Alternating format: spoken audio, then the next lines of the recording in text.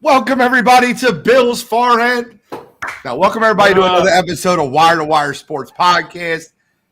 I am your handsome host that needs a haircut, the NFL genius, Gene Walzak. In the upper left corner, we got Kent State's own, Cleveland's own, College Cuttrell. What's going on, gentlemen? How y'all doing this fine Wednesday evening? I'm all right. I'm pretty all right. I'm all right. I'm okay. I'm pretty good. We got a lot to get into today. Ton. I can't wait to talk about it. But before we do, Uncle Shally, Scholastic Shally, Mr. William Shallcross. How you feeling tonight? Victorious Shally is feeling great tonight. What's Victorious Shally for? Well, I was victorious on Saturday. Oh, we're talking about that, guys. I know. You already You're on your next team already. I understand. I've already moved on. Go Georgia. Go Texas. I'm kidding, guys. Seriously, I'm kidding. I joke around about that a lot. It's fun, but Fire Franklin is still in effect. They fired their OC, which was cute. Nutty. It's the worst cop-out move ever. But it's neither here nor there. Well, it's obviously the offensive coordinator's fault. Yeah. I mean, they haven't won versus Michigan or Ohio State since the Reagan administration, but it's the offensive coordinator's fault. Yeah, same thing happened in the NFL. So wasn't Franklin's choice to go for two for no reason, or when you do go for two, run a gimmick play. It had nothing to do with any of that. I mean, maybe it didn't. Maybe Franklin didn't choose that. I'm kidding. Listen, Penn State, we'll talk about the recap about NCAA football. You can get a full breakdown on Coast to Coast. I'm already sick of it. I don't want to hear it anymore. And I wouldn't say you were a winner Saturday. Your coach is a cheater. He's suspended forever. He'll never be back. It'll be last for about 2 more days. He's going to the NFL. He's not. He's done with you guys. He said, I'm done my cheating ways. I'm headed to the NFL. By the way, I'm rooting for Ohio State this year. Imagine losing to a team with no head coach. Well, I mean, both teams have no head coach, if we're being honest. It's fair. All right, but we got a lot to get into today. We got the NFL action, NCAA football, obviously. If you want a full breakdown of NCAA football, you got to tune in Saturday to Coast. Those guys are on absolute fire. We got a little UFC breakdown. Cottrell was dead right on one of his predictions. I was dead right on the other. We went against each other on the 2 main events. And I knew Yuri would get nuts and Alex Pereira would just light him up. And you were dead right on the co-main event. However, we also have our Wire2Wire most hated current players/coaches, top 5. We will all give those at the end of the show. You have to be here for that. My man Alex, what's popping, is in the chat already. If you're in the chat, say what's up. We miss you. We love you. Here we go. Let's talk about some NFL action. I don't know how much topics you want to get into to recap the previous week, but what I do want to talk about is the situation going on in Cleveland. Deshaun Watson is now out for the season. I know the reports are coming out. He's devastated. He wanted to play and fight against the will of the doctors. I don't know. I just think it's the worst trade in NFL history. NFL history. They traded 3 first-round draft picks to overpay a quarterback who's now going to be missing in action for a second straight year. Your thoughts, Cottrell? You don't think he's overpaid? You don't think it's a bad trade? Wouldn't you rather be another? You know what? Would you rather be in Houston's situation right now or Cleveland's? That's a great question. Well, considering the fact that, I knew CJ Stroud was going to be the best quarterback in this class. I said it from the jump. That's definitely a great question. Knowing that CJ is healthy, obviously on the rookie deal, I probably would say Houston's position, but let's not get it twisted. Kind of knew that this question was going to be coming, knew we were going to talk about this. So let's squash these fake narratives and, this propaganda. Let's just squash it now. So Deshaun Watson this season, he's 5-1 as a starter. Now, you may look at his numbers and say, well, hey, the defense is great. The defense is this, the defense is that. Well, let's take it a step further then. Let's just go to that Ravens game specifically. So obviously, in the second half, probably his best half as a Brown. He was 14 of 14, 150 total yards, had a touchdown, led the game winning drive. This season, though, just looking at the numbers, this season as a whole, if you look at his performance in the fourth quarter, 80% completion percentage, and he has a QBR of 147.4. Both are first in the NFL so far. So you could look at the game as a totality. You could look at it as, his numbers aren't where they were in Houston. The man has been clutch when he's on the field in that fourth quarter. Not to mention, you talk about his will, him not wanting to play this, that, and the third. That's perfectly fine. I get it. It's fun to talk about. Don't like the guy. It's just. I don't. I make no bones about it. So I completely understand that. But the fact of the matter is the man broke his bone in his shoulder in the second quarter and also had a high ankle sprain in the second quarter. Not only did he say, hey, I want to play, he went out there and performed even better than he did in that first half. So the man obviously wants to play football. And, it's just one of those things where that's just kind of the way the cookie crumbles. So talk about the money all you want to. I get it. It's only been 2 seasons, though. Man hasn't even played 16 games yet. So I don't know how we can be talking about this being one of the worst trades ever. 3 years from now, maybe, maybe we can talk about, hey, looking back on it, Cleveland, they have nothing to show for it. But if my memory serves me correctly, there's plenty of other guys that are getting paid north of $200 million, and they don't have anything to show for it either. So did they have to give up 3 first-round draft picks to pay that man $240 million? Does it matter? Yes. Why? It does. Why? If you have nothing to show for it, whether you paid or you gave up first-round picks or not, because they have a future. Who cares? What's the future? They still have 3 first-round picks. Yeah. Okay. That's NFL capital. If they have nothing to show for it, it's great having those first-round picks. Look at all these teams that constantly make first-round selections. It's great. But if you have nothing to show for it, then who the hell cares? There are a lot of teams. Would you rather invest $240 and have nothing but still have $300 million in the bank, or invest $240 and have nothing in the bank? Because one's Cleveland and one's the other teams that have 3 first-round picks. Houston comes out of this trade smelling like roses. They got D'Amico Ryans, they got Will Anderson Jr., they got CJ Stroud. They're on the come up, they're on the rise, they got cap space. The Browns have nothing to show for it. Andre Holiday in the chat already saying it. It's nice to agree with Andre. Andre is the guy that I'll tell you before the year that Desmond Ritter is going to be a Pro Bowl caliber quarterback. So he's a little delusional. So Control keeps receipts. Shots fired. And Andre is also a Falcons fan that he wanted Deshaun Watson, and he's been upset because the Falcons, they couldn't take care of that deal. So again, I get it.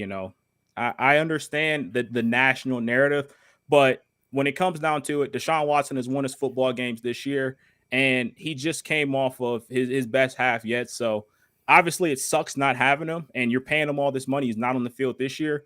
But, you still got 3 years left on that deal. If the Browns go off and have a Super Bowl run within these next 3 years, I don't care that we paid him all this money these first 2 years and he did nothing. Like, I could care less about that.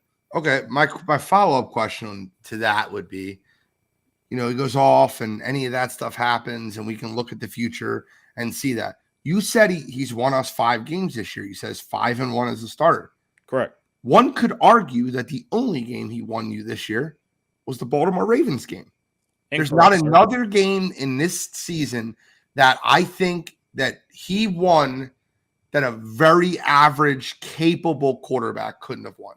That defense is winning you football games, not Deshaun Watson. Deshaun Watson outplays Joe Burrow the first game of the year. Talk about him being hurt. Yeah, that's perfectly fine. He outplayed him the first game of the year. He had a great game against Tennessee Titans that nobody wants to talk about. Get it, the defense played great, but had a great game against Tennessee. Ravens game as well. So I get that, you could talk about that defense being great all you want to. The fact is that we've had backup quarterbacks play 3 other games, and they're 1-2 in those games. So talk about them being average, just basic numbers and the defense being great, things like that. That doesn't always translate. So when you say they're 1-2, who do you give the win to San Francisco to? PJ Walker. Okay, just so did they? John Watson didn't play that game. They lost the other 2? Correct. Okay. Just check. Shally, would you rather be in Houston's scenario or Cleveland's? I mean, it's hard not to say Houston. I mean, because of the future. I mean, if you're going present, I mean, it's still hard not to say Cleveland because they do have a Super Bowl caliber roster, and they definitely have a Super Bowl caliber defense. They are in a win now window. And it's again, you're talking about ROI on him though. It's awful. I mean, you just have to be honest about it. He got suspended all of last year. He played 6 games this year, so you're 2 years in that you gave up the foreseeable future for, and you have 6 starts out of him. And then this year kind of makes it worse because they deferred a lot of money. His cap hit this year was only, I think, 19.3 or something. The next 3 years, he starts making like $63 million. So if this continues, he puts them in a bigger hole the next 3 years. But I mean, you have to look at it logically. I mean, Houston's situation is great for the future. I mean, that team's not winning the Super Bowl this year. And I don't think Cleveland is now closer to a Super Bowl than Cleveland is. I'm not going to say that. Not as we sit right now. Yes, currently going forward. With Deshaun hurt? Going forward. So this year, next year, like in the next 5 years, I give Houston a better chance of winning a Super Bowl than I give Cleveland. I would say if Cleveland doesn't get there next year, I mean, then obviously they're going to start having, their cap situation will be different, and they'll start making different moves.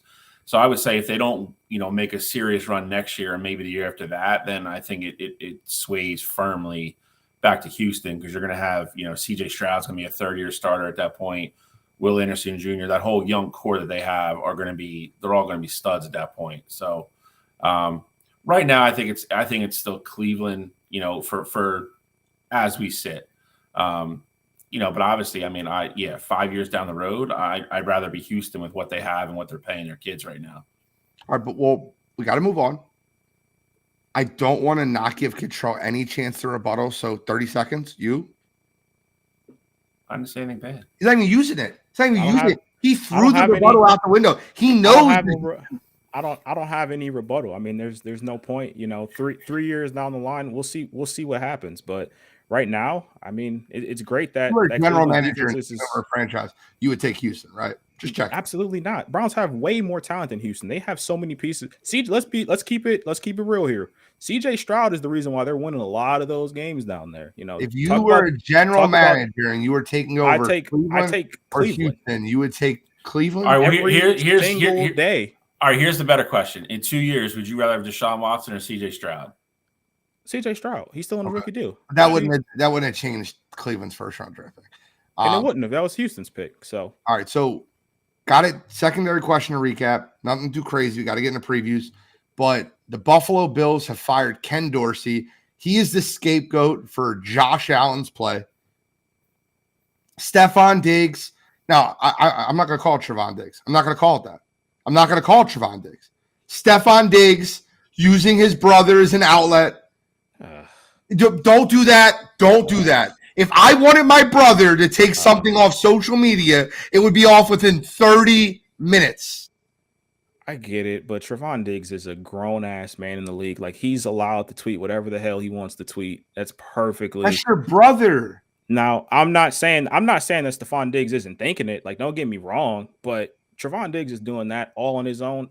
He has nothing else to do but sit around and watch football. He's watching his brother be miserable. I'm sure they talk all the time, and he's like, fucking hate it here. I'm not getting the ball. We're not winning. And so Trevon Diggs is going and tweeting, hey, we got to free my brother. To me, that's words from Stephon Diggs' mouth himself.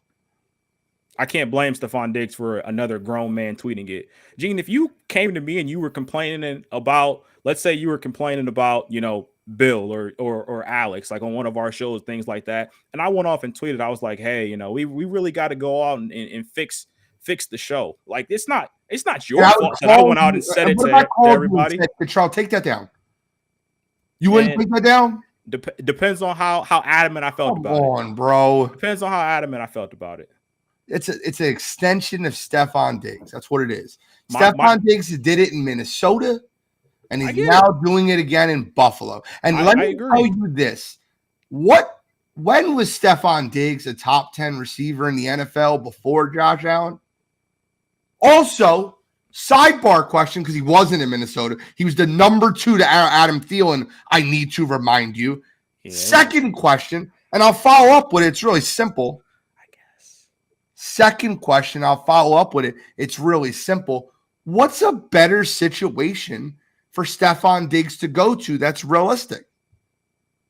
You think Andy Reid and Pat Mahomes are going to take that money? They let Tyreek Hill walk. What outside of Kansas City, what's a better situation for him to walk into? Cincinnati doesn't have the money to let T. Higgins walk. Where he's not going to Philadelphia to have AJ Brown. Where's a better situation for Diggs to go to? Can't go to Miami. Tyreek Hill's making $30 million there. So if he wants to go, Dak Prescott, you're going to play opposite of CeeDee Lamb, complain about targets with him? What's the better situation? He needs to count his blessings that he has a quarterback that's a top 5 quarterback that throws him the ball 13 to 15 times a game. It's ridiculous. It's absurd. I just think it's ironic too. He didn't have big numbers Monday night, but last week he had 13 for like 155 or something. Like I don't know where the complaining is. I mean, you look at any of these guys outside of you look at CeeDee Lamb. Everybody's looking at him now like, oh my God, he's putting on monster numbers. Look at his numbers the first couple weeks of the year. He had no touchdowns. He was catching 5 or 6 balls for like 70 yards. Like whoever puts up 12 catches for 150 and a touchdown every week, minus maybe Justin Jefferson. That's it. There's one guy. Would you agree? Would you agree, Kachal? I know you're a player advocate, but would you agree that Stephon Diggs is probably in the best situation he can be in right now?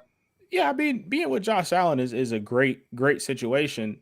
But with that said, do you not understand? We talked about Monday night's game, for example. He had 3 catches for 34 yards, and they lost the football game. Not only did they lose, but you had Dalton Kincaid drop a pass that he should have caught. You had Gabe Davis drop a pass that should have been caught, and that ends up being a turnover. And then at the end of the game, you lose because your team has too many men on the field. Now, I'm not saying that, you could just go off and pout. And this is Stephon Diggs' MO. So I'm not even saying that that's not the kind of guy that he is. My thing is, though, is that in this situation, I think it's justified if you're not winning football games. I think it'd be a completely different ball game if you were winning. But when you're not winning and you're not getting the ball and you feel like you're, a top 5 receiver, top 10 receiver in the league, I can understand your frustration. Friends are around you. They call each other family, right? Friends are around you when things are going good. Family is around you when things are going bad. I'll tell you something right now about being a teammate. You don't find your good teammates and the guys that are locker room guys and leaders during wins.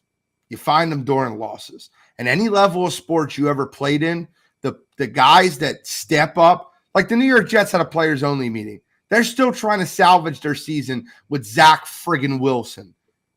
I'd much rather be in that locker room than in Buffalo with Stephon Diggs. And Ken Dorsey being the scapegoat for this is hilarious to me. I'm not saying that Ken Dorsey is doing a great job because Brian Dable obviously did a better job with Josh Allen. However, it's not Ken Dorsey making those terrible reads. It's not Ken Dorsey having 12 men on the field defensively. It's not Ken Dorsey throwing the ball to the Broncos every other play. It's not Ken Dorsey's fault that Josh Allen is a friggin' turnover machine. I mean, the one wasn't on him, man. I mean, it literally went through freaking Gabe Davis's hands. That ball's got to be caught. I mean, James Cook fumbled twice. They got one of them was lucky. The other one, I mean, somebody else fumbled. 12 men on the field. Like you take any one of those four things away, they probably win the football game. So I do agree with you. I mean, none of that's on Ken Dorsey, but not all that's on Allen either. And again, like Diggs, this is just Diggs being Diggs, man. And that's where I lean with, and I agree with Gene. Like he's a creature of habit. He didn't like being number 2 in Minnesota, and he forced his way out of there. Went to Buffalo, had a great year with Josh Allen, got a huge extension, got paid, and now he wants to catch 13 balls every game. That's just not realistic in the NFL, man. It's just not. And you can argue about, you can say it's passion and wanting to win and everything else. That's fine. There's 51 other guys in the locker room that want to win too. Nobody wants to go out and lose on Monday Night Football to the Denver Broncos. You don't think Gabe Davis feels like shit for dropping that ball? You don't think James Cook feels like shit for fumbling twice? Like it's not all one person. And that kind of goes back to the Gene thing. They lost that game strict. Like if there was ever like a loss you would look at and be like, damn, they lost that game as a team. It was that game. And then on top of that, you have Will Lutz shank a field goal from 35 yards and you give him another chance because you have 12 freaking men on the field. Like it's nuts, man. Like that's a team loss if I ever saw one. That's not a Josh Allen loss. I'm not saying it's a Stephon Diggs loss either, but like you can't point it at one person. Like there were so many mistakes all over that game. Like that was just a sloppy football game. Sean McDermott loses his job at the end of the year.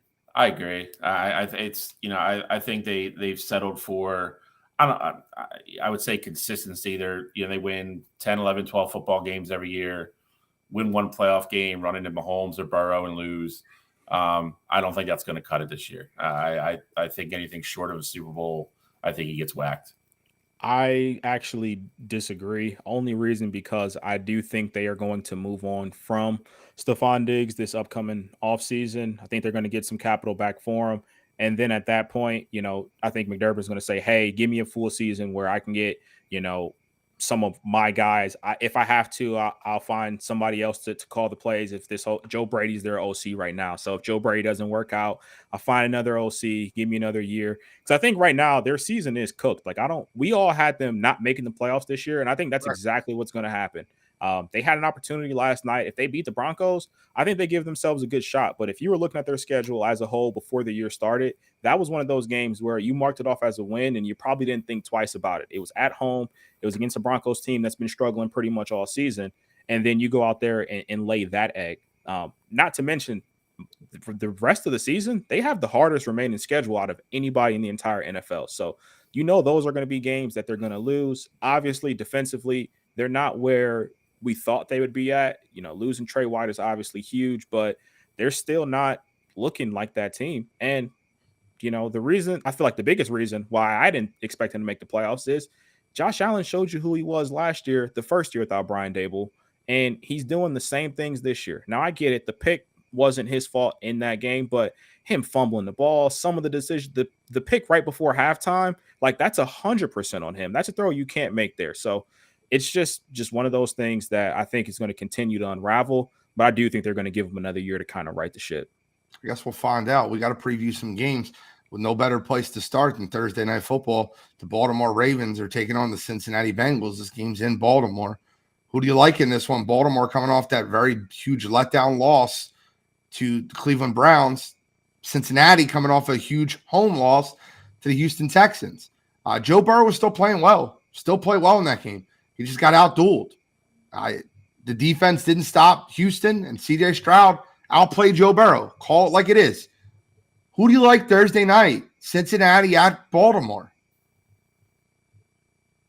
Control, you want to start? Yeah, I'll go first here. I like Cincinnati to win this football game. I think the Bengals are in a spot where every game kind of feels like a must-win at this point. They are last place in that AFC North. It's an absolute bloodbath. And, with the Bengals, especially because of that slow start to their season, I think this is a game where they have to pull out all the stops to go out there and try to win. Because if you lose this game, then, that's 2 losses already in the division. You're already sitting last place. And so I think that this is a game that the Bengals are going to be ready for. I think they're going to go into Baltimore and they're going to find a way to win. I think Jamar has a big game. It's going to be huge not having T out there, but I think Joe Burrow is going to step up to the plate and go out there and gut out a win. Shally, who you like in this one? I'm actually going with my man Cottrell in this one. I think this is almost, a must win, or kind of, not a do or die, but I mean, it's this.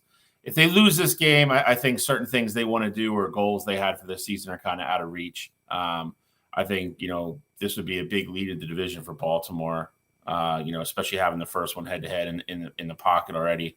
I like Cincinnati going and kind of like Cottrell said, gut one out. I think it's a really good game. Probably the best Thursday night game we're going to get this year, if I'm being honest. The loss of Teak, it could be, it could be, substantial, obviously, with the way they throw the ball, but it's just one of those things where I'm just going with my gut on this one. I think the game matters for Cincinnati a little bit more. Not that Baltimore's not a good team. I think Baltimore is. I think they're very good. I think they've won a couple games by, the skin of their teeth, or, they've had a lot of good luck this season. I'll say that, along with their good play. And that's a good combination to have. I like Cincinnati here. I think it's just a must-have for Cincinnati. I think it's another, kind of those career performances you get out of Joe Burrow in prime time with everybody watching. A game they really need. I think Joey B goes out and does his thing. Guys, I thought I was going to be on a ledge on this one. I thought you guys would both pick Baltimore in this one. I'm going Cincinnati also. I can't believe we're sweeping the board with the underdog. I like Cincinnati in this one. Give me Joe Burrow. It's beginning to be the middle of November, December. Lamar Jackson will start folding like a lawn chair, like he does every single year. Give me Cincinnati in this one. There's no narrative. It is narrative. What are we talking about? So if it's a narrative, can you tell me how many wins Lamar Jackson has had in the month of December in the last 3 years? I have no. Well, last year he didn't play in December, so no. 2 years ago, he didn't either. Okay, so again, narrative. If he's not playing, then I don't know how you're going to hold that against him. Doesn't win, gets hurt, won't play. Baltimore falls apart. I like the Bengals in this one. I think the Bengals win the football game, and I agree with Kyle. Baltimore goes into halftime with the lead, and the Bengals come back and win the football game. He's usually hurt by now. Kyle said it. I like the Baltimore Ravens to lose this one. I like the Bengals to win it. Next game on the docket, you got the sixth. No, if Cincinnati does win this football game, this is for the division. You got Kenny Pickett in the Pittsburgh Steelers, 6-3. Been outscored by a total of 28 points for the season. That's their total. They've trailed in every football game. They've been outgained in every football game, but they're 6-3. They're taking on Dorian Thompson-Robinson and the Cleveland Browns. This is an ugly football game. This game's going to suck. I think it's terrible to watch, but they're two 6-3 teams, and the winner of the game will be leading the division if Cincinnati wins the game Thursday. So I'll start with this one. I like Pittsburgh. I think TJ Watt, I think they'll get Minka back. They've ruled Minka out. As far as I know, I don't think he's practiced yet this week, but I don't think that he's been ruled out. I think he did stuff on the side, team activities. I think he's going to be game time. I think he's going to warm up and try to go, and then they'll probably make their decision then. That's my opinion. I think the Steelers win this football game. I think the Steelers defense shuts down the Cleveland Browns. And I think Dorian Thompson-Robertson has a really tough time in this one. No DTR, no Deshaun Watson. I think it's too much for Cleveland this week. You lose your starting quarterback and your starting running back. I think it's the beginning of the end for Cleveland this year. It's doomsday in Cleveland. I'm not going to say it's doomsday. I'm going to agree with Gene, though. I think Pittsburgh ekes out a win. This is another one of those games. I don't know what the over-under is, but I would hammer the under unless it's already super low. 32.5. Probably taking the under. This game reeks 32.5. There's no games that have a better higher over-under. Yeah, if this gets to 16-10 or something like that, I would be shocked. you have two really, really good defenses. Both top 5, top 6 defenses in the league. Two, DTR, we already talked about the backup with no Deshaun, no Chubb still. Not that he's coming back, but I think Cleveland's going to struggle to move the ball, and I know Pittsburgh's going to struggle to move the ball. So it's going to be an AFC North type of game. It could be. If you want to bet on a game that has no touchdown scored, this might be it. If you really look at old school, middle of December, bitter rival, crappy weather football game, 2 yards in a cloud of dust all day long, that's what this is going to be. Tell us why Cleveland's going to win, Kittrell. So, I've been honest with you guys all season. When we talk about the Browns, I think we've had 3 games that we've talked about the Browns so far. First one was against the 49ers. Said they were going to lose that game. Ravens game, said they were going to win. This time, I'm going with the Browns win. And the reason for that is because I think they're going to be able to run the ball still effectively. Obviously, Nick Chubb isn't there. He hasn't been there all season, but they're still second in the league right now in rushing. I think that is going to be the key. That's how you get DTR to be, level and just make his job pretty easy. So I think they'll be able to run the ball effectively.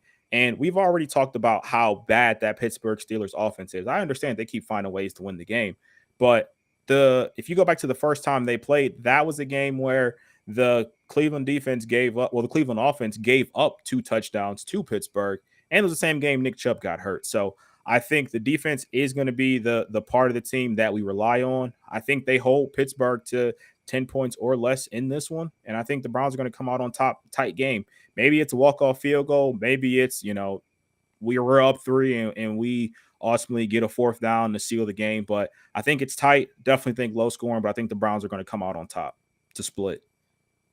All right, well, the last game that we have to preview this week before we get in a little bit of a pick 'em is the Philadelphia Eagles traveling to Kansas City. The top 2 teams in football playing on Monday Night Football. This is our best Monday Night Football game of the year. This is game of the year written all over it. This is Super Bowl rematch. I would love to go last on this one. So Kittrell, being the non-Eagles fan, that's why I let you go last in the Browns game. I want you to start us off. Tell us why the Chiefs are going to beat the Eagles, because you love picking against us in big games. I'm usually right too. Oh, really? But how'd Miami do? I didn't. I picked Miami over Philadelphia. I'm talking about the Super Bowl. I picked Kansas City. Whoa! There's no need for you to bring that up. Hey, I'm just saying. You picked the Dolphins over the Eagles. But outside of that, though, I picked the Eagles pretty regularly. I'm kidding, bro. But yeah, I'm going with Kansas City here. I think this is a game that the Eagles have clearly had circled on their calendar. And I think they're going to be ready to go coming off that bye. But I think the same thing with Kansas City and them coming off that bye. I love that the NFL scheduled it this way. You give both teams a chance to put together a full game plan for 2 weeks, and it's the last game. And obviously all the built up animosity. But I ultimately just think that we know the record of Andy Reid when he's coming off a bye, and I think he's just going to be a little bit more prepared. And I think Patrick Mahomes is in that offense. They've been waiting for that game to get the offense clicking and back in sync. And so I think this is the game that everybody's amped up for. I think it's going to be high scoring. I think it's going to be fireworks, just like how the Super Bowl was. I got the Chiefs ultimately winning 34-32, maybe an Eagles missed 2-point conversion to seal the game. Shall we? I'll be brief because I'm going to pick this game. I agree with Gene. I think it's the best. It's going to be the best Monday night game by far. This is the week that the schedule makers finally got something right. They got a good Thursday night game and a good Monday night game, especially after last week's debacle. It is. Germany is pissed. I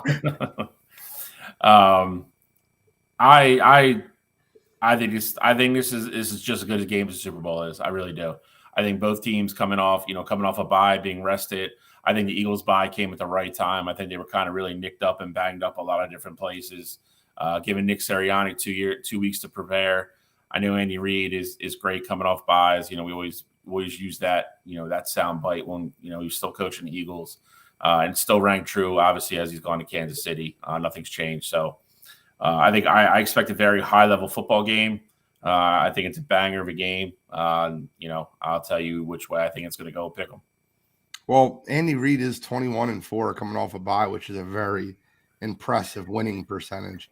But there's someone that has a more impressive winning percentage coming off a bye, and that is Nick Sirianni. He is 2-0 as a head coach coming off the bye, and I'll take 1,000% over 884. Give me the Birds on Monday Night Football. Look, I'll put it to you this way, right? The reason the San Francisco game scares me so much is because that is their Super Bowl. It's not our Super Bowl. It's theirs. The reason that the Chiefs-Eagles game should scare the Chiefs so much is that was our Super Bowl. We lost that Super Bowl to them, and revenge is spelled E-A-G-L-E-S, Eagles. I got the Birds on Monday Night Football. I think they win the football game. I think they run up the middle with DeAndre Swift, and you see the real Swift take over in that football game. The real Kelsey-Swift combination of Jason Kelsey and DeAndre Swift. Go Birds. Let's get in there. You can boo all you want. You can only dream to have a franchise like we have. Well, first off, I'm booing both Kelsey Swift. Any Kelsey Swift mention, I'm booing it. That's first off. Second off, I don't know what the difference is. You pay your quarterback $200+ million.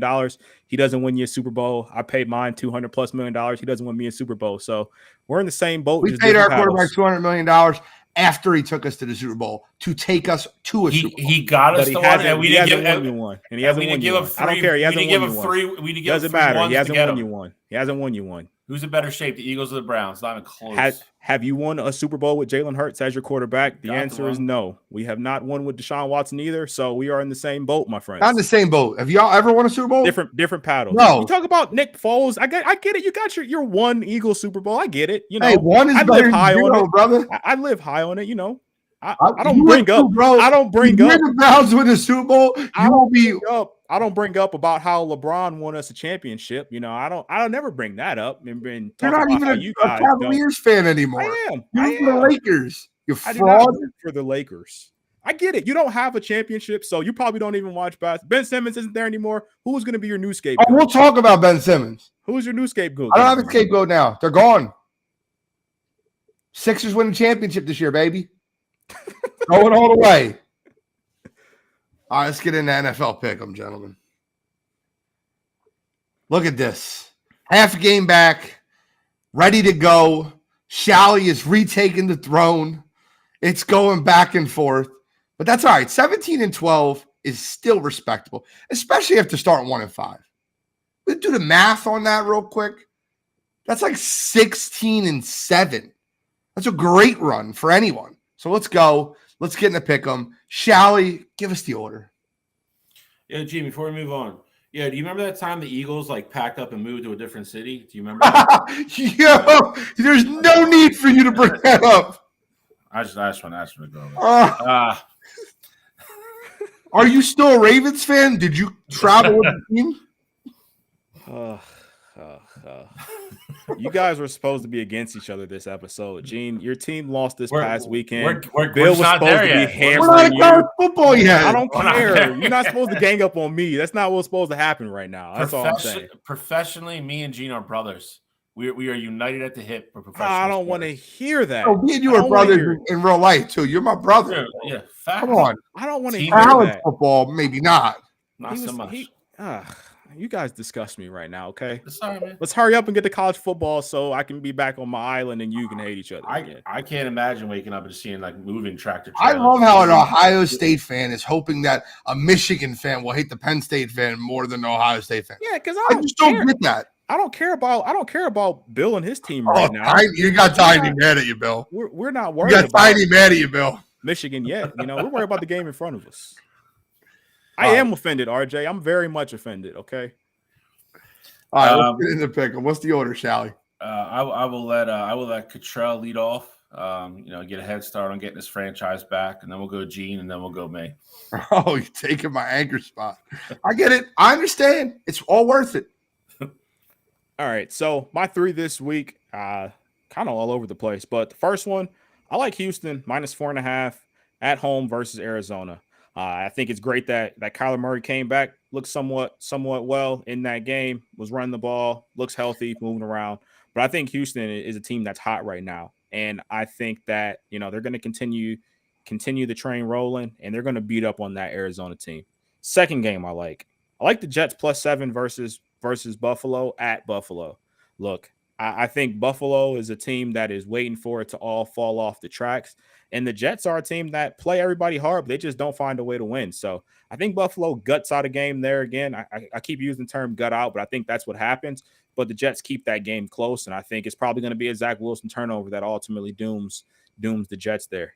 Last game I like the Cowboys -10.5 at the Carolina Panthers.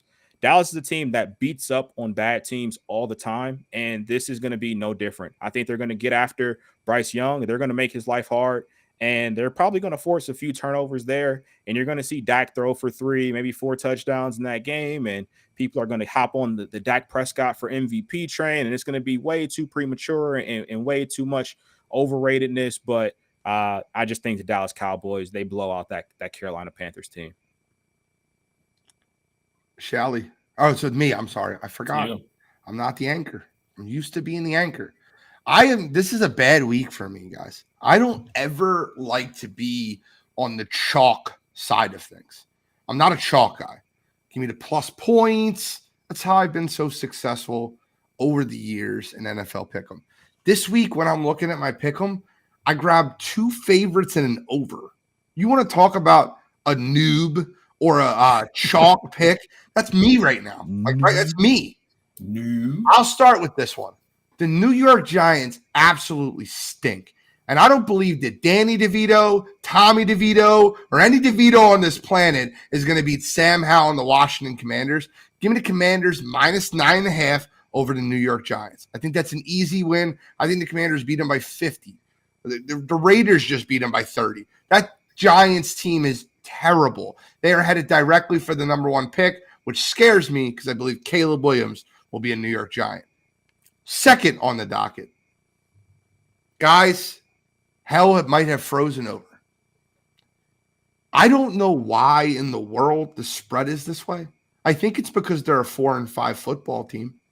But give me the Chargers -3 at the terrible Green Bay Packers. Packers stink. How the Chargers can't win this game by more than 3? If the Chargers lose this game, you better officially get off the Justin Herbert boat because there's no way they should lose this football game. I'll take the Chargers -3. And my easiest play this week, the Raiders are playing inspired football. Inspired. Antonio Pierce got that team playing fired up. The Miami Dolphins at home are the highest scoring team in the league. Give me the over 46.5 in Dolphins Raiders. That game might hit 60. Give me the Dolphins Raiders over 46.5. You fell off that Green Bay wagon fast too. I did. Hey, listen, when you lose for me, they lost me 2 parlays. 2. I'm done. Listen, my man Lyle, Archie the architect, filled in last week from coast to coast, is in the chat, said it's cold hard, you can't coach it. I get it. Archie, let me ask you a question real quick. The 2 games I told you that would happen. I told you your Raiders were going to beat the crap out of the Jets. We'll beat the Jets. And I told you your Jacksonville Jaguars were going to get stomped. You disagree with me both and made me bets. How did that work out? I love Lyle, though. Yeah, all right. And get into this. I'm going to start off with an easy one. I'm going to agree with Cottrell on this one. Dallas -10.5 Carolina. Carolina is all over the place. They are not playing any kind of cohesive football. Defense is not playing particularly well. The offense, Bryce Young is just struggling. There's no other way to put it. That team is not going to threaten that Dallas defense all day long and put up points consistently. Dallas is hot right now. Ever since the Eagles beat them, they've played well the last couple of weeks. Offense is clicking, And Cottrell mentioned the big thing. They do take care of playing bad teams. They beat up on bad teams. CeeDee Lamb is just cooking right now. I like Dallas huge in that game, minus 10.5. Second game, team that, we talked about the game earlier, but we didn't really talk about this team that much. They're 5-5 now. I'm going to take Denver minus 2.5 at home in Minnesota. They're starting to play better. Sean Payton is finally starting to get through to people. Defense is playing better. Justin Simmons and Patrick Surtain looked great the other night. That's one of the reasons Stephon Diggs did not have a big game. And the offense is starting to look like, it's not prime Russell Wilson, but he's starting to make enough plays and move the ball. Javonte Williams looks like he's getting his burst back a little bit. The receivers are, look like they're all on the same page. Denver's always a tough place to play. Give me Denver minus 2.5 at home over Minnesota. Last but not least, Philadelphia plus 3 at Kansas City. Give it to me. I'll take it. I think the Eagles win outright. Like Gene said, this game has been circled all year. We're coming off a bye. We're going to go there healthy. I just think they're better. I don't think Kansas City's as good as they were last year. I think we're better. I think this is the first real complete game we get. I think our guys will be fired up to go there and make a statement and win. I think the Eagles come home 9-1. I like the Eagles plus 3 at Kansas City. Feel you. All right, well, that's it for NFL. Lyle says, will as the Jags be back? We are 6-3 and in a good position to win and be a contender. Good teams lose at times. I don't disagree with you. I just think that was a bad spot for them. I mean, Chase Young and Nick Bosa coming around the edge looked scary. We got to see that in a couple weeks. But college football, here we are. We got ranked games, couple of them. There's a huge team that's on upset alert. Like I always tell you guys, if you want full in-depth coverage of college football from every angle, the College Football Eliminator, upset alerts, you got to tune in Saturday morning to Coast with I, Black Elmore, and these two handsome gentlemen above me. However, we are going to do our breakdown as we usually do. But before we do that, we can't get into college football without talking about what happened this past week with Jimbo Fisher. Jimbo Fisher is going to be paid a ton of money to not coach for Texas A&M. It's the largest buyout of a coach in the history of college football. Your thoughts on Jimbo, A&M, and where they'll go next? I know I've heard Brian Hartline earlier in the chat. I'm hoping we can get him away from Ohio State. Yes, I mean, for me, I was definitely surprised to see that he got let go. Now, I understand that his time in College Station has definitely been underwhelming. Like, you can only go 8-4, so many years in a row before you get the boot. I just wasn't expecting it because Texas A&M had the #1 class in 2022. And those kids are going to be juniors next year. And the other reason why I wasn't expecting it is because people forget. Like, I understand, Max Johnson has played well this season, but Connor Wegman was their starting quarterback this year, and they lost him early on. So I was definitely surprised to see that they moved on when they did. Now, from what I understand of it, Jimbo didn't really have the best of relationships with those boosters down there. And those boosters at A&M are spending a ton of money on NIL for them to continuously have those great recruiting classes. So I understand it from their side of things. It's like, hey, we're not getting that return on investment with the money that we're spending. We're supposed to be beating Bama, LSU, all these teams, and we're going 8-4 every year, and we're playing in the AutoZone Bowl. So I can understand it from their perspective. Two names that I want to bring up that I think are going to be two of your finalists for that job. I think these are two guys that are familiar with A&M because they've been there before. The first one, I think it's pretty obvious, Mike Elko. We see what he's doing at Duke right now. That team has played inspired football. He was their DC in the past before he got that Duke job. I think that's a guy who boosters probably already have a relationship with, and I think that's going to be, somebody who they could potentially get behind. The other name I'll bring up is a guy who is jobless at the moment, but he was a guy who was at College Station in the past. About 10 years ago, he was on staff there, and I think this is the splash name that you could bring in to get those boosters on board. Gene, it's a guy you love to hate. That's going to be Cliff Kingsbury. I think Cliff Kingsbury is a guy that you could see potentially return to college, get that head coaching job, bring in some of those recruits, and just be the name, the splash name that A&M program loves to get after. They'll ruin another program. Don't disagree with you, but I'm just saying, hey, that's what they do. Mike Elko, I think, is interesting because obviously, like you said, he has ties to the program. Obviously, coaching there before. I don't know. I don't know if he's a big enough splash. I don't know if the boosters per se are going to necessarily trust handing over that program to him. Yeah, he's had a great year this year with a Duke team that's overachieved. I mean, they're sitting there 6-4 now, and obviously a lot's going on there with injuries and everything. I don't know if that is a big enough move for them. Dan Lanning has already come out and declined it right away and got in front of it.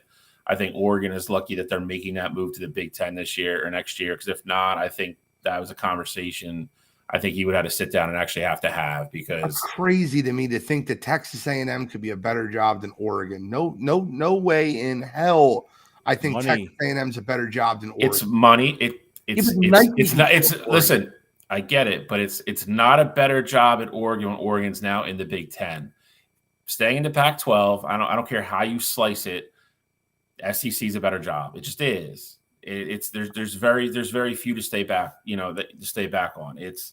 But again, I think with him moving, I think that's why he was like, going to the Big Ten. I'm happy staying with my kids. Like, he got away from it early. There's the Dion, there's Dion rumors that have gone out, kind of come back saying they're not interested. I don't think others. I don't put it past Dion for leaving, but I don't think they're going to offer him the job strictly because I think the boosters like to think they run the show, and I think that's was part of the friction with Jimbo, and the team. I think Jimbo was like, spend your money, get the kids here, but when they're here, you guys aren't going to have say in what goes on, on this team, day-to-day operations, stuff like that. And Dion would very much be the same way. So I don't think Dion is a candidate there. Brian Hartline thing gained steam today. I don't know if it's enough of a splash for me. I think it's actually a good fit, though. And I don't mean it derogatory towards Brian Hartline, because I think Brian Hartline is going to be a very good head coach. I'm on record saying that.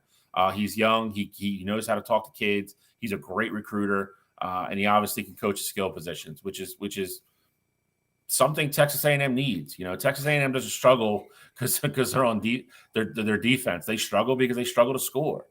In the SEC, you got to be able to score. So I'm not taking anything away from Brian Hartline.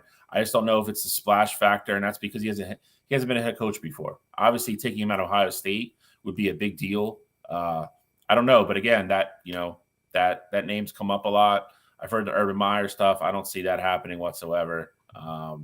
It's going to be interesting. But whoever takes that job, I mean, they're going to have to win fast. I mean, they just fired a guy to pay him $75 million to literally go home and sit on the couch. So maybe they don't make a splash move. Maybe they underpay a guy to come in to not be a splash move.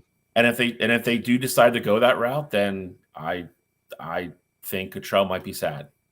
Okay, because I think if you go that type of candidate, I got the guy. Right? I got the guy for them, James Franklin. Yeah, right. Heading down there. I would hate to lose him at Penn State, but I think he's the guy. Right? Send him down there. I'm kidding, guys. Talk about the rankings for a minute. Not much changed in the top 6 outside of number 1 and 2. I kind of thought that was going to happen after Georgia played a couple ranked games. They are undefeated on the season and back-to-back national champions. I think the committee punished them a little bit, having them number 2 to let them know that they had no real non-conference wins. They weren't scheduling any really tough games. Everyone talked about Georgia's cakewalk schedule. And also, they do have the game of the week. So why not put them number 1 with the game of the week this week versus Tennessee?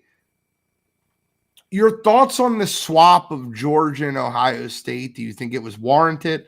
Do you understand it? Do you agree with it?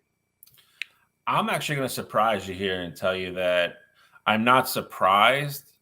Me personally, I would have expected it to come after this week. Because I think if you stack the resumes up next to each other, I still think Ohio State's is a little bit better. I think they have 2 big wins. Georgia has 1. They'll have, presumably another one after this week if they take care of business with Tennessee. Ohio State still has a better strength of record and strength of schedule. So, you could, if you want to factor in an eye test, obviously you would say Georgia the last couple of weeks has looked better than Ohio State, but I think they're interchangeable. I think at the end of the day, too, I don't think you can get too upset one way or the other because I don't think it matters because, either 1 and 3 or 2 and 3 play each other next week. So, to be fair, wouldn't we say that Ole Miss and Missouri are better wins than Penn State and Notre Dame at this point? It's number 9 and number 12. I think Penn State's better than both Missouri and Notre Dame. I don't disagree and Ole Miss. Who's better, who's not, but I'm talking about number 9, number 12, and you're asking me. So if you're asking me between the two of them, I think Ohio State has the best win. You're saying they have the best resume. I'm asking you, in the committee's eyes, do they have the best resume? I think they do. Okay. Still, I mean, in the committee's eyes, the answer is no because they clearly put Missouri at 9 and they got Ole Miss at 13, and then you're looking at Penn State at 12, and then Notre Dame at 19. I think the biggest thing here is that, like, Missouri, outside of, I get it, they came off a good win against that Tennessee program, but it's really just these SEC teams beating each other, which is determining how good they are and where they're ranked. Like, Missouri has no business being ranked ahead of Louisville here. I get it. Louisville has a bad loss. The loss to Pitt, it's very bad, but Missouri has beaten Kansas State, who is 21. I get it, good win. They should have lost that game, but it's still a good win.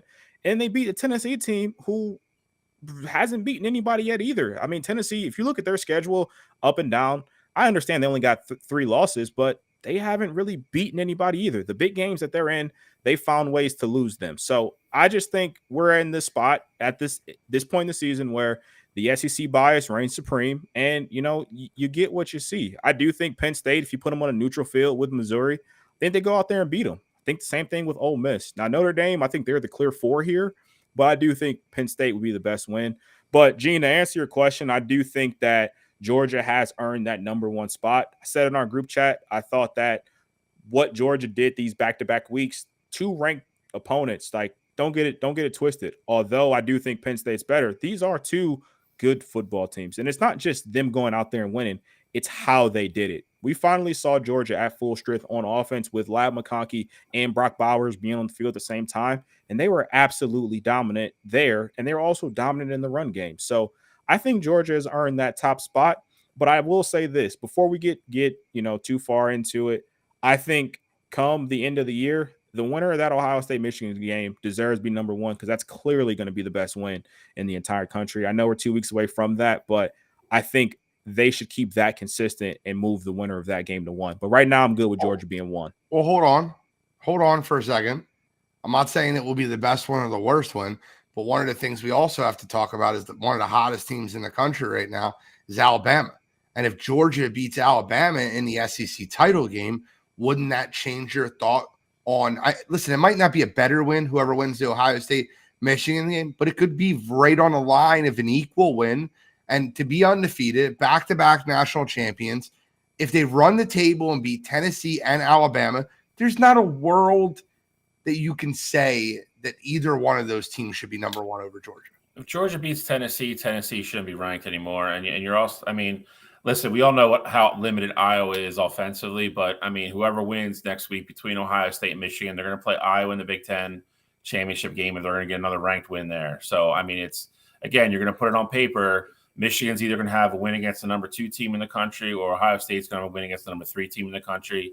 Georgia's not going to have anything to match that. And if for instance, and again, either one of those teams, you're going to say either Michigan beat the number 2 team and the number, in Penn State, who was the only team in the top 5 in the FPI, NSP to lose a game at home. To lose to another top 5 team. I think the resume is just better. So, I mean, it's not like the Big Ten is going to have anything to laugh at. I think it's going to match up I think they're going to be very close. It's going to match up very interesting. And I think the other thing too is that those are going to be 2 separate weeks. So if you go like the week going into conference championship week, I would have a problem if Ohio State or Michigan weren't at number one, depending on who won that game. Now, after the conference championships, I would be okay with, them moving. Let's say Georgia beats that Alabama team. I would be okay if they beat Alabama and then ultimately go back up to number one. I know it's just, splitting hairs and it's just be a lot of back and forth movement, things like that. But, beating Tennessee, and then I don't know who their last game of the year is. Comparing that to, Ohio State beating Michigan or Michigan beating Ohio State, I just don't think that would be comparable. And I think the other thing you kind of run into is, depending on how much credit you give Georgia for beating that Alabama team, you kind of got to give Texas that same credit for beating that Alabama team. So, if you want to give Georgia their roses, things like that, come that last playoff spot, assuming you get Georgia, Big Ten team, Pac-12 team. If you're looking at Texas there, I mean, I think that the argument could be made for them as well. Well, I'll say this, and I just want to kind of get my piece. I think that this would have been the perfect year for the first 18 playoff, because when you look at these rankings, there are 8 college football teams that you can think on any day could beat another college football team, and it's the top 8. And they're all right? There's nobody outside that top 8 that can compete with the top 8 in the country. So you have Alabama, who's been one of the hottest teams in the nation. They've been incredible. Jalen Milroe has came a long way from the way he looked versus Texas. He's starting to look like a true dual threat quarterback, doing it with his legs and his arm. Texas has Quinn Ewers back. They're gonna win the Big 12. They're gonna get their rematch. They might even get Oklahoma, because Oklahoma has been on a little topsy-turvy spin right now themselves. You have Oregon, who lost the game at Washington by 3 points in a game most people think they outplayed them. And then you have the 5 undefeated teams that have won every game, right? So you have 8 really good college football teams. By the end of the year, now losses will sort out at least 2 or 3 of them. But by the end of the year, you're going to have 1 or 2 of these teams sitting on the outside trying to make an argument for why they should be in the college football playoff this year. And you better believe it. Because if the college football playoffs start tomorrow, an undefeated Washington team with a win over number 6 Oregon would not be in the playoff. I'm going to address that real quick, though. I think I'm glad because I got something to say on that too. Because I think next week, if they handle business this week for the game that we're going to talk about here in a second, yep. I think if they win this weekend, I think you see that movement finally. I think it's going to be really hard to not put them in that 4 spot. I really do. And a very tough game though. Oregon State has been incredible recently. Yeah, listen. Yeah, but it's almost another top 10 win for them. And honestly, if you're Texas, you're hoping you're going to get Oklahoma, because that's the best win left out there for Texas to get. So if they end up playing Kansas, who's ranked 25th, or Kansas State, or one of these, actually they play each other this week. So, one of them was ranked a little bit higher. The other one's not going to be ranked. So they're going to lose a ranked win there.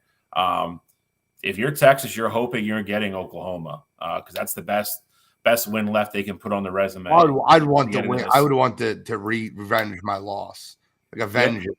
I'm just saying it for committee purposes. That is the best win that's left out there for them to put on their resume. So they should hope Oklahoma wins the next 2 weeks. It's kind of crazy how things break down though, because you're going to have a 1-loss Big Ten non-champion that's going to have an argument, right? If Ohio State loses to Michigan or Michigan loses to Ohio State, Ohio State does, Michigan doesn't, and I've been clear about that. I think you can make a way better case for Ohio State to get in with 1 loss than you can with Michigan.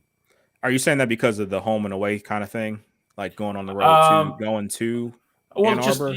Just because you guys have those 2. I mean, we're sitting there at that point with a win over Penn State on the road, which is impressive. Okay, yeah, you guys, you would still have you would still have a Penn State win and a Notre Dame win. Your resume is just going to stack up better than ours would with 1 loss. I still don't think you get in, but yeah, I mean, for the record, I think Florida State is a team that, Gene, you talk about it being the perfect year for the 18 playoff. I 100% agree with you. I think you got 7 teams that have legit chances to win the national championship this year. I don't believe in that Florida State team. I understand where they're at, and I respect them for that. I don't think they're a team that's serious contenders this year. I think they're having a great year. They're begging to be beat, and I think if they lined up with any of these other 7 teams in the top 8, they lose that game. Now, with that said, I think, you may see Florida State in that ACC championship game and lose. And then I think that's when things really get interesting because, of course, if Georgia handles business and, they hold serve against Bama, they're automatically going to be in. But, some of those one-loss teams go into their conference championship games and ultimately pull off that win, then you're going to be looking at that last spot like, oh, like maybe, who deserves to be in more? Alabama because they knocked off number one, or Texas because they have the head-to-head win over Alabama. So, I think that's when things start to get interesting. I completely agree with you. The ACC having a one-loss champion makes it murky. That is good news for Alabama or the loser of Michigan, Ohio State if it's a very close game. Because at that point, are you weighing on one loss? Obviously Louisville would have the ACC championship, but it's going to be a hard conversation for somebody to sit there and convince them that a one-loss Louisville team is better than a one-loss Ohio State team or a one-loss Michigan team. Completely agree with you. I think the biggest thing you got to look at is if Alabama beats Georgia in the SEC title game, how many people do they leapfrog? And also, here's this, right? If Ohio State loses to Michigan, you said it with the resume, and Texas wins the Big 12. Your argument is for number 4 would be Texas or Ohio State. That's a crazy argument right there. Texas is going to get in. I don't disagree with you. I just think that it's a very Alabama beating Georgia is the game that really lights the fire for chaos here if it happens. Because and not to mention, Bill, I'll let you finish real quick, but just throwing it out there, Georgia's going to be a one-loss team as well. So they're going to have full claim to that number 4 spot as well. I get it's the SEC championship game, but I think they would have as good of an argument as anybody as well. They got 3 ranked wins at that point, and the madness could ensue if Oregon beats Washington. So then you have a bunch of one-loss conference champions winners, and you have a bunch of Oregon beats Washington like we expect in the Pac-12 title game. We all agree that that's going to happen, right? They're in. And Texas wins the Big 12, and Alabama beats Georgia. Which, Shao, you've been on record a couple times saying Alabama looks like the best team right now in the country in the SEC at minimum. You could have one-loss Michigan or one-loss Ohio State, one-loss Oregon, one-loss Washington, which they would kind of be eliminated by losing to Oregon, one-loss Alabama, one-loss Georgia, one-loss Texas. Alabama beating Georgia is awful news for the loser of Ohio State, Michigan. That pretty much seals the deal. One of them is not getting in. Alabama beating Georgia, it's impossible not to put Alabama in. If Oregon beats Washington, they're a one-loss Pac-12 champion. They're in 100%.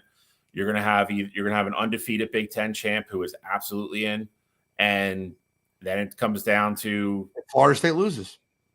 Yeah, I mean, but that's all bad news for Georgia. I will say this: if depending on how everything else plays out, and there's still a million different scenarios, if they lose to Alabama and other things don't go their way, Georgia's not going to make the playoff. I agree. I'm not gonna lie. I'm not gonna lie to you guys. I think there's a world, even with Bama knocking off Georgia, they don't make the playoff.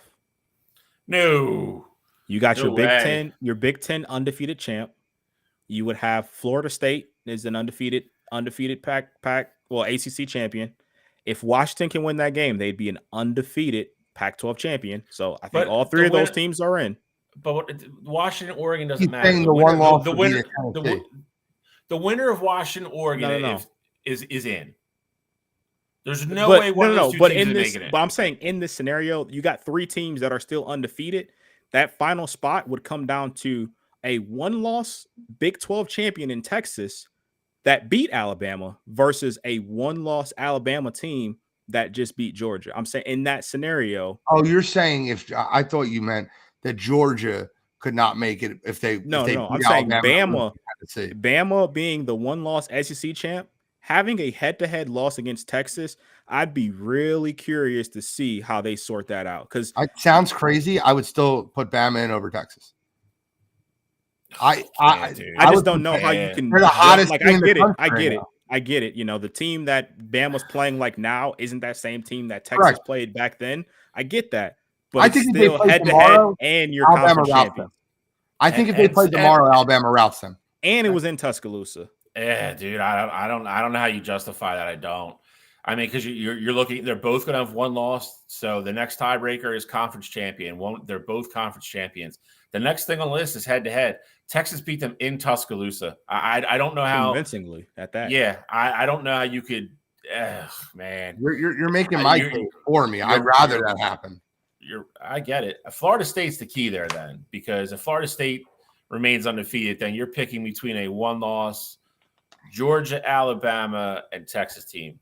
That's ugh, good luck. All right, well, let's get into some previews for this week. Different games we're going to preview. No, we're not doing this again. We did this last year. We're not doing this again. You tried this last year. What are we talking about? Yeah, we're not doing this again. You kind of got away with it last year too. We're not doing it again. I'll sit here and talk to myself for 5 minutes. I don't even care. We're addressing. We are addressing what happened in Happy Valley. Oh, there was a game Saturday? Yeah. You do work on weekends. I know you work hard. I know you work on the weekends. So you might have missed it. I understand. He was probably busy at noon. I know Gene. I was off.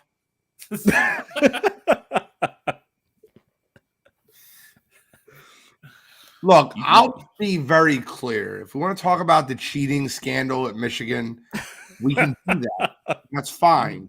You can deflect all you want.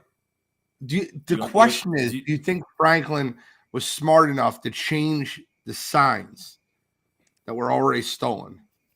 That is a hilarious question. It's funny because that is a hilarious question, because you probably definitively couldn't say yes because it's James Franklin, right? That's why it's funny. But I would hope so. Like, I think James is the kind of guy like, oh, they think we're going to change him. Let's keep him the same. It's going to really fool him. Reverse psychology. All right, but where are we going on the docket first, Control? I'm just going to talk about Michigan, but say if you would do it this way. Listen, you didn't give me any credit last year, and we blew you out last year. You sat on this program last week and said you guys were going to win by 2 touchdowns. I did. And now we're just not going to talk about the game. What do we need to talk about? Penn State blew it. James Franklin stinks. The Michigan didn't throw the ball one time in the second half. They ran the ball 175 straight plays. What do you want to talk about? Drew Aller couldn't move the ball because their offense is anemic. What do you want to talk about? We're getting somewhere now.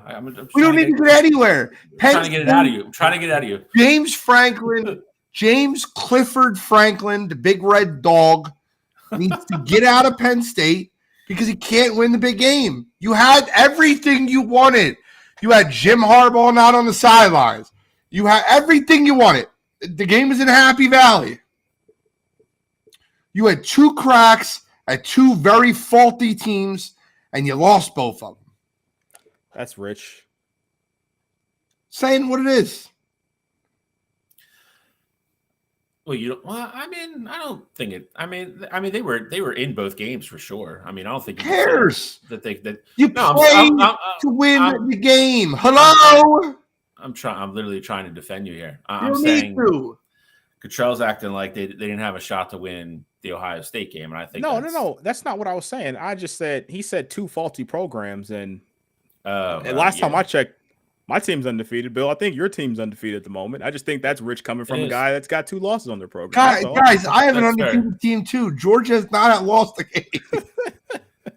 Texas has been actively trying to lose every week. They're like, hey, we want to make the playoff, but hey, let's see who's going to take it from us. I will say Texas and Washington are starting to border on like begging to get beat territory. Yeah. They're getting real close. But I will say this. I've always said this, and I say it again. I have 2 teams I root for, Penn State and the team I picked to win the college football playoff. This year, that team is Texas. So I am a Texas fan for the rest of the season. All right, so you can't root for Georgia then? I won't. Okay. I mean, I might root for them in a game versus somebody, but I will not call them my team. Like, I might want them to beat Ohio State or Michigan. Like, we all have a rooting interest. Like, who do you want to win Sunday? But it won't be my team. It won't be like me celebrating a victory. Me celebrating picking the college football champion is fine. Me celebrating Georgia because they're not really my team is not fine. So we'll make that very clear. We got to preview games, though. We're at a specific time. Cottrell, start with the previews, please. All All right, so first game we got the Utah Utes traveling to Arizona to take on the Wildcats. Yawn. Why are we talking about this game? Why? Be right. That's right, Who Frank. cares? They no real inclination. I'll take Arizona to win the football game. I think Utah's falling apart at the seams. Give me Arizona. I'm taking this in pick 'em, so I'll pass to speed things up. All right, well, I like Arizona as well. I'm with Gene on this one. I think Arizona's going to be able to score. Arizona's looked, very, very good offensively these last few weeks, and it's nice to see them in the top 25 because normally that's not where you see Arizona football at. And I think they take care of business against Utah. Utah is struggling offensively, and I know they had a decent game against Washington, but at the end of the day, their offensive deficiency is why they couldn't move the ball down the field to tie that game, potentially send it to overtime. So I like Arizona to win it at home. Let's get in. Come on. Let's get into the 7:30 game. Let's get into the 3:30 game. Let's go. All right. So next game we got, I'm going to go with a game that I think is the second best game of the day. We're going to go Georgia traveling to Tennessee, take on those Volunteers. Unfortunately, I'm picking this game. I will abstain as I have a picking interest for the football game. Interesting. I will do the same. That's crazy because we're all three picking that game. So I'll give slight preview. You got Georgia, obviously undefeated team, and you also have Tennessee, who is tough place to go play. So I think if the game that wasn't going on that we're about to get into wasn't happening, I think this would be the game of the weekend. But last game we got Washington traveling to Corvallis, take on Oregon State in a game that they are the underdogs in. And they're in the underdogs for every reason they should be. I'm taking Oregon State in this football game. Washington has been begging to lose, and I think they get their wish this week. They're going to go into Corvallis. Oregon State's going to win the football game. They're going to be able to defend better than Washington, and that offense will be able to move the football down the field. That crowd will be raucous. Washington can get accused of the look ahead to the Pac-12, but whatever you want to call it, I think Oregon State wins the football game. I got Oregon State outright. Man, Corvallis is a tough place to play. If you're not familiar, the fans and the students are right on top of you on that stadium. They have those damn thunderstick things that they sit there and just bang on the wall a goddamn game. It gets really loud. It is this. I think this is the game. I think this comes down to DJU. I really do. I think if we see vintage, old school DJU and he puts up a big game, I think the Beavers win this game. I really do. Because I mentioned a couple minutes ago, Washington has been hanging on that edge of almost just waiting for somebody to step up and beat them, and they're starting to look like they're playing with like the weight of the world on their shoulders. And I think you're seeing it. I think the pressure of staying undefeated and not being in the top four, I think it's all starting to weigh on the kids. And I agree with Gene. I think they get their wish this weekend. I think they're going to go up to Oregon State, and I think they're going to lose. So I'll go off and be on my ledge here. I got the Huskies winning this game. I do think they've been trying to lose, and I say it all the time. If you show me that you're trying to lose, I'm going to pick against you. The one time that I think this is going to be different is because, Gene, you talk about the look ahead, and I do think that would be a factor in this game if the Oregon game was next week. But next week, they're going up against Washington State, who only has 4 wins right now. I know Washington State was the hot team earlier on in the year, but that's not a game that the Huskies are looking forward to anymore. I think the Huskies are fully aware that if they win this game, they are pretty much one game away from submitting their spot in the college football playoff. So I think, I think DeBoer is going to have it in the locker room that they are the underdogs, and I think that's going to put a chip on their shoulder. And so I fully expect them to go into Oregon State and to go win that football game. I think that offense is still, high powered as can be. I think they're going to go there, put up 35 points. And If you put up 35 against that Oregon State team and DJU puts up more, so be it. I just don't see that happening. So I got the Huskies to go on the road and win that game. I can't wait. Looking forward to it. We will game of the day. 100% game of the day. 7:30. I know what I'll be doing. We get into college football pick'em now? Yes, sir. All right. Well, I'm a little embarrassed at this record after going 0-3. However, my super dog record is right up there with Shalley's. I will be passing him shortly. We're gonna have to do some math on that down there. My super dog record. See where we stand. It's the most points. You're adding losses. It's 119 to 114 to 105. Adding our regular season losses and then That's true. That's not. But we also add in our regular season wins as well, though. Are we? Yeah. Well, then I'm ahead. No, I'm down by 2. All right, Shalley, college control. What's the order this week? All right, so Gene, we'll let you go first. Bill, get my losses out of the way. I didn't say that. Sure. I went first NFL. We'll let you go first here. Bill, you go second, then I'll round things off for us. All right. Well, I'll start with this one. You want to talk about a team that's been begging to lose. You want to talk about a team that has really looked bad recently. That's North Carolina. Give me Clemson -6.5 over UNC. UNC's looked terrible. I don't care if they're winning football games. They look terrible. I think Clemson beats them. I think they rout them. Second game on the docket. This is a little bit local for me. But this team's been playing much, much, much better. Give me Temple +7.5 over UAB. Book it. Temple might win this game outright. I love Temple this week over UAB.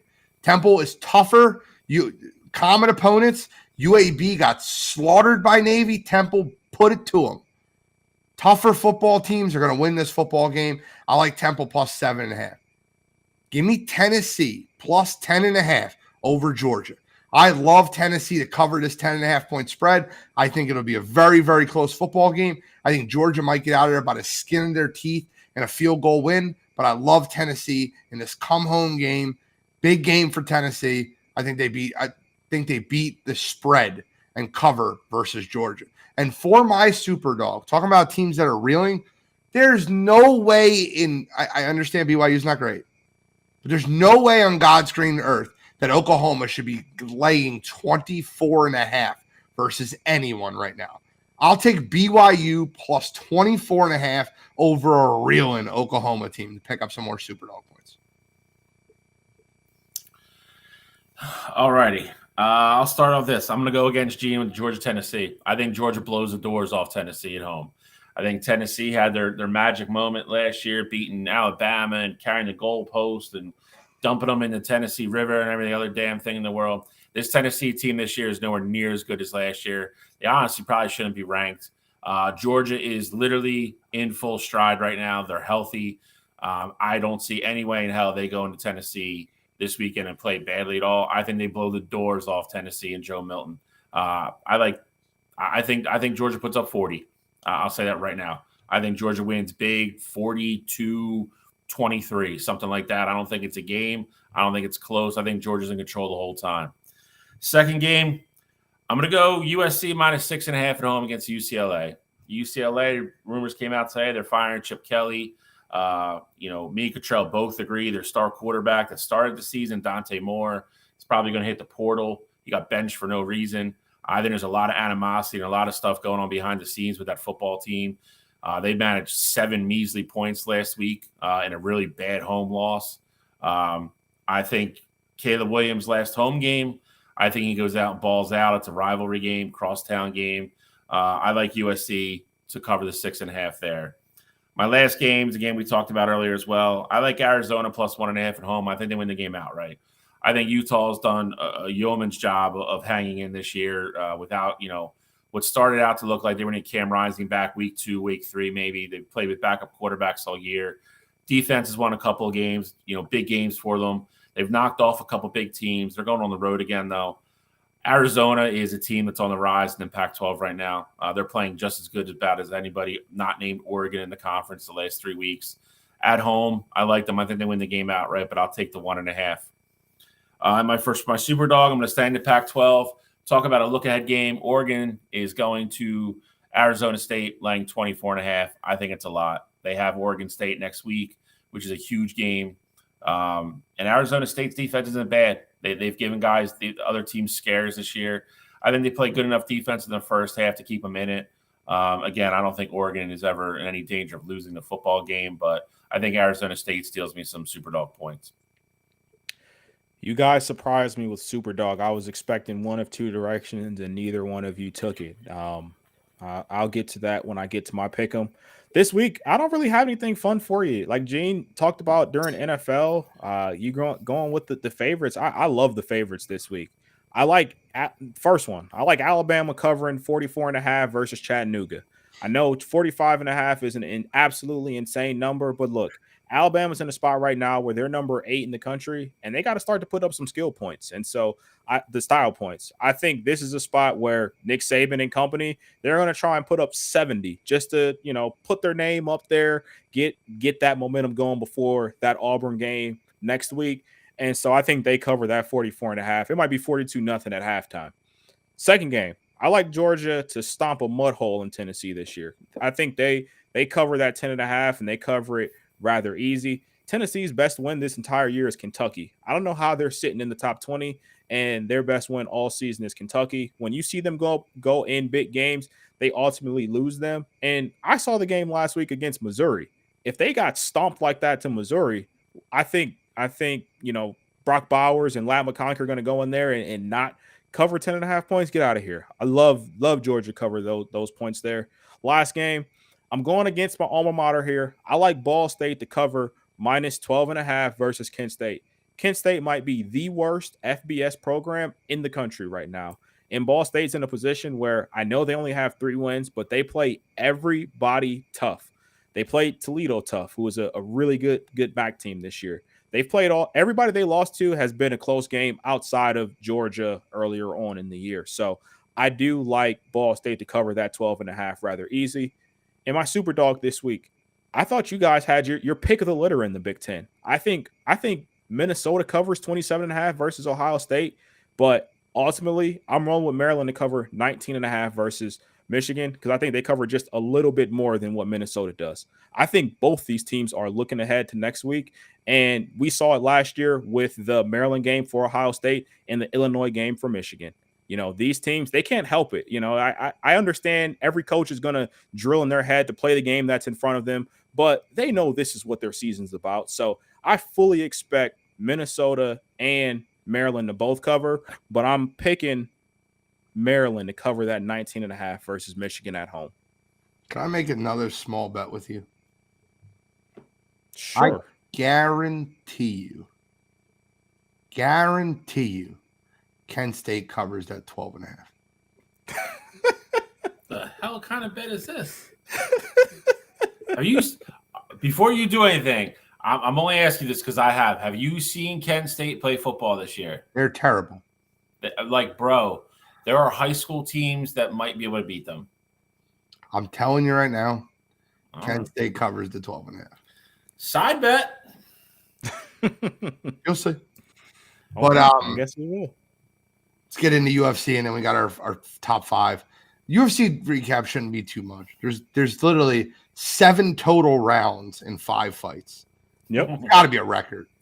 I tried to tell you guys it's going to be a banger card. It's quick. Action-packed.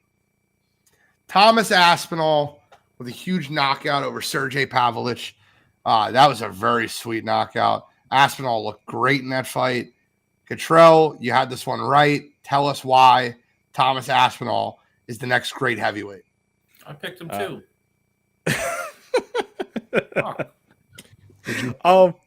I would say first off, I wouldn't say he's the next great heavyweight. I think he's just the guy that's there right now, holding it for the time being.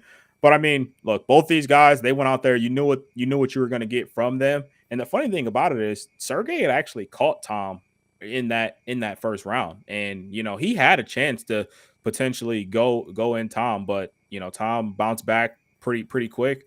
and then ultimately ended that knockout blow. But I think right now for Tom, I think his future is crazy bright because of his versatility. So you saw him knock out a guy like Sergey, and you know what he can do on the ground as well. He has the ability to sub you, and he has the ability to, wrestle with you and just dominate in terms of control. So I think that's what you need out of a guy, because especially in that heavyweight division, you're going to have a lot of guys who are strictly brawlers who are looking to knock you out. And if they can't knock you out, then they're not going to win. So I think his future is bright, but I think if you put him in there with a Stipe or even a John Jones, I do think both of them would ultimately beat Tom at this point. Well, Charlie, you got it right too. So tell us about Thomas Aspinall. You wanted to let us know you got that one right. Listen, listen. You try to not talk about the game, and now like you can't even give me credit for getting the pick right. Like I don't know what the beef is. Did you guys get the main event right? But no, that'd be like us, like being like, yeah, but we didn't say you didn't get it right. I know, it's fair. I didn't say you didn't get it right either. No, you just ignored me, just like you did with the Penn State Michigan game. Well, that was intentional, and I see that little helmet behind you, so you can move it. The Delaware one. Please. Delaware had to change their colors because it was too close to ours. That's why they're like royal blue now. I will say this. Alex Pereira versus Yuri Prohaska was a fun fight to watch. I think Yuri kept that fight closer than I expected him to. At points in that fight, he looked like he was really bothering Alex. But Yuri said it. A lot of people said after the fight it might have been an early stoppage. Yuri said it wasn't. Alex Pereira hit him flush, hit him as clean as you can hit him. It looked to me like Yuri was out, and I feel like that if that fight continued another 3 seconds, Alex would have been full mount pounding his face. We said that in our group chat. It might have been a little early. That shouldn't be the talk of this conversation. Alex Pereira's got some serious power. I love watching him fight at this point, and I think he'll garner a lot of really good fights at 205. I do think it was kind of weird he called out Izzy after the fight. That's money. That wasn't the move to me. Money. Izzy is going to make him the most money every time. So, of course, you call out Izzy. And that was your last loss. You get a chance to avenge that, and you get a chance to make probably as much money as you've ever made. Of course you do that. That's the right move there. Yeah, but I don't think Izzy's going back to 205. But it doesn't matter, though. Of course you call him out, because now it's, hey, I put it out there for him. If he doesn't want it, that's on him. You got to throw it out there, get the people talking, and try to make your money. Because if we're being honest, as great as Alex is, he's not a guy that's going to sell cards. And so if you put a guy like Alex Pereira against, let's say the number one contender right now should be Jamal Hill, that's not going to be a main event for a card. He's got to be a co-main and fight under somebody else. But if you're putting Alex on there with Izzy, he can go headline pretty much anywhere in the world, and people are gonna love it. So I think it's a smart move by him. And just in terms of this fight, I thought Alex looked exactly how I thought he was going to look. He was great on his feet. The leg kicks were clearly bothering Yuri. And, once Yuri closed the distance, you could see that Yuri was a lot more comfortable. But got to give credit to Alex for sticking in there and ultimately landing the knockout blow. I do think the fight was stopped a little bit early. I would have been okay if with a little bit of ground and pound there. These guys do sign up for that, but that's not the reason why he lost. I didn't think it was crazy. And then Yuri coming out afterwards and saying that it was a good stoppage. I somewhat think he was just kind of being a good sport because that's just the kind of guy that he is. But I also do think, he knows that he was out, and, a couple ground and pound shots wouldn't have made a difference in that fight. I'm just of the adage that couple ground and pound shots, that lets me know definitively that it's over. I don't like leaving any gray area. I think this one is very minor, kind of nitpicking, but give Alex all the credit in the world for getting that belt. I think he's going to hold it for a while. I mean, there's nobody in the 205 division. Jamal Hill is the only guy that you can line him up against. Yep. If we're being completely honest with ourselves, I could read you the top 15 people in the 205 division, and you'd be like, yeah, none of those are really good fights. There's no real big up-and-comer in that division. There's no huge name that's coming out of nowhere. So I do understand why he called out Izzy in that perspective, but 205 sucks. It's really bad right now. 205 might be the worst weight class in MMA right now. Yep. What's next for Alex Jamal Hill? What's next for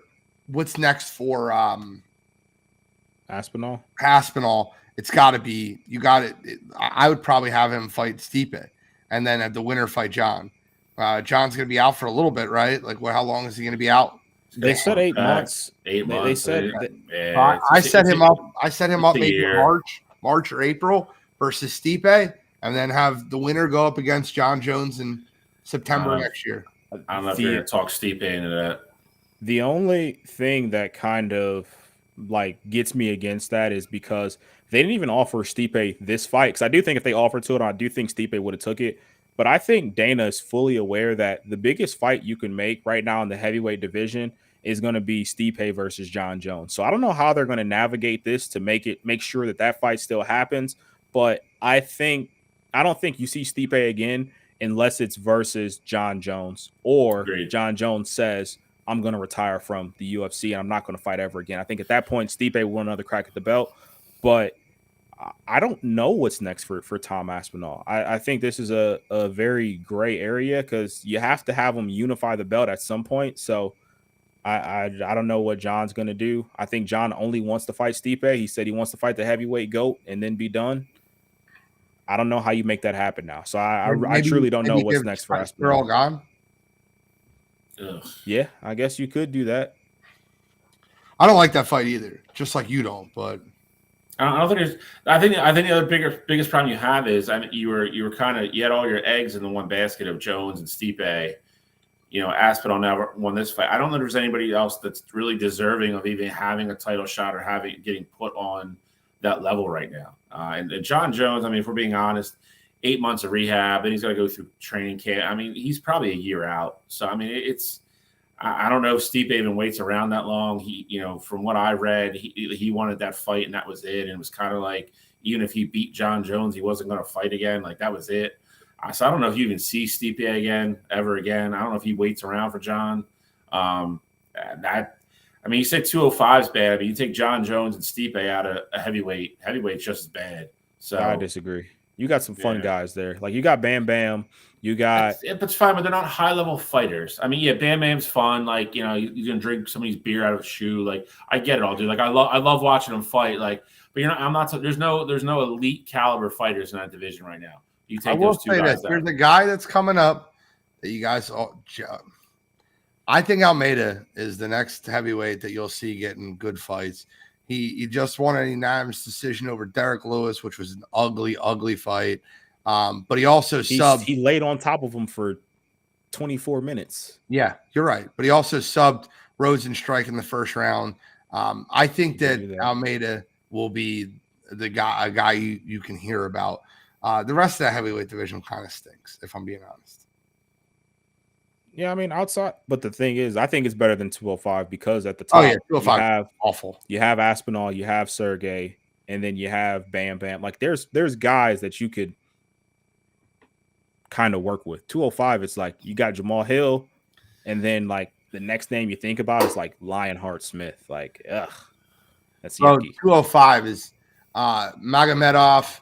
Magomed, Jan, Krylov, Johnny Walker. Like, it's so bad. None of those guys are headlining pay-per-views. No, not at all. Not at all. All right. Well, I really crazy. When's the last time you had like a 205 and a heavyweight champ that couldn't headline a pay-per-view?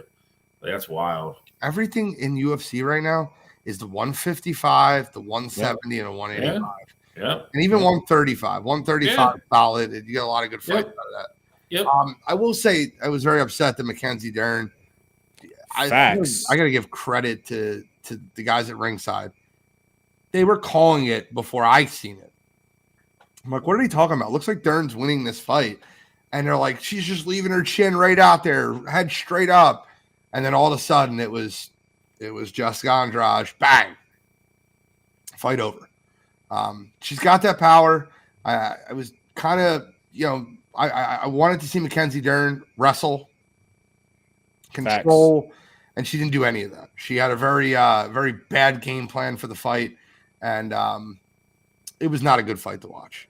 It was her first fight with her new camp. I wasn't expecting her to come out there and look like that, but I definitely thought she was going to wrestle more. I get it. You went out there and you look great on the feet against Angela Hill, but that wasn't working for you in this fight. And so I don't know why she didn't switch over to her wrestling, just because she has such a strong, background in BJJ. But got to give credit to Jessica. Jessica's a fighter who, I said it while I was watching the fight, I swear I've seen her fight like 17 times this year alone already. So she goes out there and she keeps winning. All right, well, let's get into our fun segment of the night, because I really wanted to get into this. We have a little time to actually spend some time on it, which is fun, before we get into You Gotta Be Kidding Me. But we came up with 5 athletes or coaches, current, that we root against. We just absolutely root against. Now, I think it'll be fun to do. You guys can tell me, we didn't discuss this beforehand, but I think it would be fun to do a 5 through 1, but like a round rock, like a snake style. Who's your number 5, and then go for it that way. Do you guys agree? I like doing it that way. I feel like we might get a little drawn out though. I know we got. I don't think we got time, but yeah, we're good. 5, 5, 5, 4, 4, 4. We can do it. You don't have to go nuts with your breakdown. I mean, your number 1, you might go a little nuts. Why don't you start so you can finish, Cottrell? We'll do Cottrell, Bill, Jean, and we'll keep it in that realm. So number 5 for me is sport that we just talked about. I'm gonna go UFC. I'm gonna go with Nate Diaz. Nate Diaz is a guy who I absolutely can't stand. If you know me, you know that I'm pretty much a player's guy. So not too many players really get under my skin. So I got to go with the fighter here. And I'm going to go with Nate Diaz. I like seeing him get knocked out. I actively root against him every time he fights. He is hilarious. Don't get me wrong. But if he's in the octagon, chances are I am rooting for his opponent to win that fight. I'm going to make people laugh at my list, because each one of them has like a nice ring to it. I'm going to piss some people off on my number 4, though. I know it, and be prepared for it, because I'm going to piss you off. It's going to happen. I am upset that I didn't think about Nate Diaz put him on my list, because I hate that guy. But oh man, all right. But number 5, I'm gonna start with a funny one, because I couldn't leave this sport out, and I couldn't leave him out. I'm going with Patrick Reed, Captain Fatty himself. The guy gets caught cheating all the time. He's been caught cheating on camera like 3 times, and he acts like he doesn't do it, and he acts like he's better than everybody. Nobody on tour likes him. He plays on Live now, which is fine. I don't have to watch him as much, but dude, he's just a dirtbag. He's apparently a jerk off in real life too. From other people, I know a few people have actually met him or talked to him on the course. He just acts like he's better than everybody all the time, apparently. So I started him. I wanted to try to get a golfer on this list to make it funny, because I know neither one of you guys are going to. But Patrick Reed starts for me, number 5. You don't know my list. You ain't got a golfer on your list, and if you do, I'll be shocked. I don't have a golfer on my list. My number 5 is Spencer Strider. Spencer Strider, the mustache-wearing dork from Atlanta. I can't stand him. Games would be better without fans. We'll just not have them in the bottom half. Runs his mouth talking about the Phillies, and every year he comes into Philadelphia, he gets shelled. We take him deep. We have him exit the game early. Spencer Strider, you're my number 5. You're the best pitcher for the team I hate the most in baseball. Congratulations. I switched up. I'm going to make my number 4 my number 3. My number 4 now is James Harden. I probably should have him higher. I hate James Harden. I can't stand him. Ball does not leave his hands. The comments that what he made about Doc Rivers just made comments recently about him, saying that everything changed when he didn't make the All-Star game. He started asking Doc, he wanted to run with the second team more.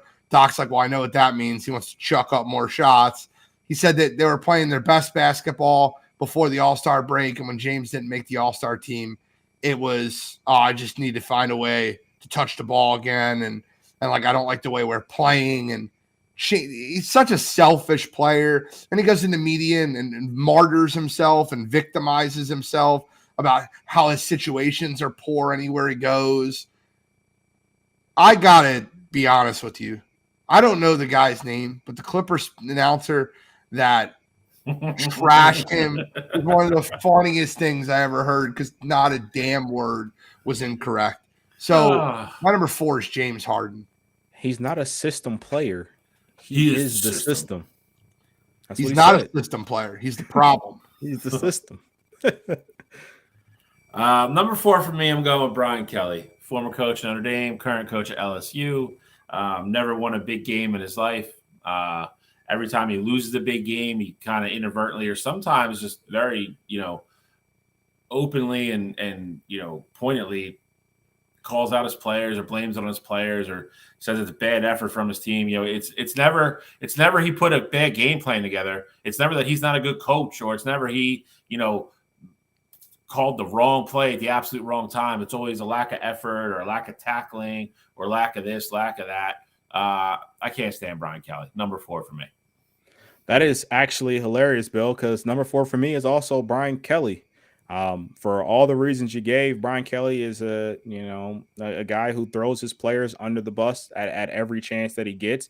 And, he'll have some success and then it comes to that big game and then he loses and then it's not his fault. So he's continuously doing it. He did at Notre Dame. He's doing it now here at LSU.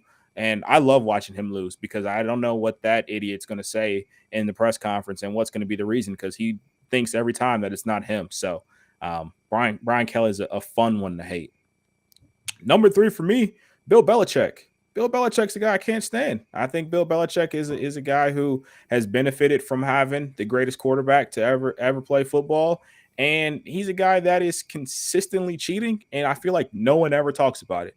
I get it. The wins are always there. And, that Patriot culture is undeniable, things like that. But when we talk about greatest coaches of all time and not mention the fact that this man has been caught cheating, on several different occasions, that rubs me the wrong way. And so I love seeing Bill Belichick be a guy that's failing right now.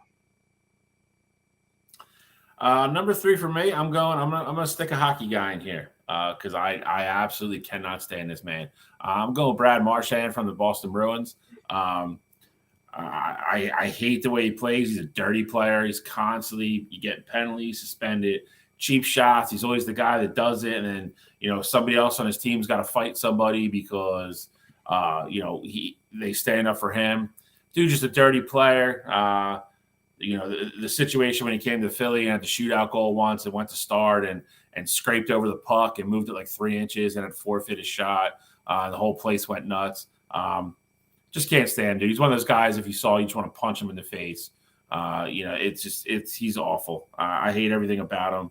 Like I said, I can't stand dirty players. I know there's always players that you hate because they play tough or they hard, but they don't cross the line.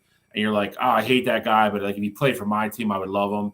Marchand's not one of those guys. I would hate him if he's a flyer. I don't like dirty players. I hate scumbag stuff.